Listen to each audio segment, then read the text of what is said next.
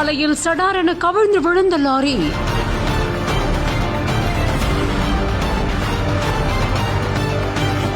பதறியடித்து ஓடிய மக்கள்.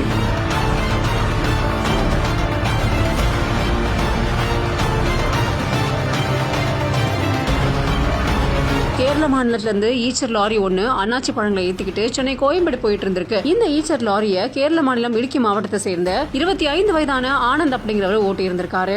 இந்த ஈச்சர் லாரியானது கள்ளக்குறிச்சி மாவட்டம் உளுந்தூர்பேட்டை பக்கத்துல பரமேஸ்வரி மங்கலம் அப்படிங்கிற இந்த இடத்துல வந்துகிட்டு இருக்கும் போது அங்க இருக்கக்கூடிய ஒரு விவசாயி சாலையை கடக்க முயன்று இருக்காரு. அப்போ அவர் மேல இது அதிபயங்கரமா மோதின நிலையில கட்டுப்பாட்டை இழந்த ஈச்சர் லாரியானது சாலையில கவிழ்ந்து 20 அடி தூரம் வரைக்கும் இழுத்து சென்று விபத்துக்குள்ளாகி இருக்கு. இந்த விபத்துல பரமேஸ்வரி மங்கலத்தை சேர்ந்த நாராயணசாமி அப்படிங்கிற 66 வயதான முதியவர் சம்பவ இடத்திலேயே உயிரிழந்தது பெருத்த சோகத்தை ஏற்படுத்தி இருக்கு. அது மட்டும் இல்லாம லாரியில இருந்த அன்னாச்சி பழம் கொட்டி சாலையில சிதறி கிடந்திருக்கு. இந்த விபத்து காரணமா திருச்சி சென்னை தேசிய நெடுஞ்சாலையில கொஞ்ச நேரம் போக்குவரத்து பாதிப்பு ஏற்பட்டிருக்கு. போக்குவரத்து போலீசார் போக்குவரத்து சரி செய்யற பணியிலும் ஈடுபட்டிருந்திருக்காங்க. இந்த சம்பவம் அங்க பெரும் பரபரப்பையும் பதைப்பதைப்பையும் ஏற்படுத்தி இருக்கு.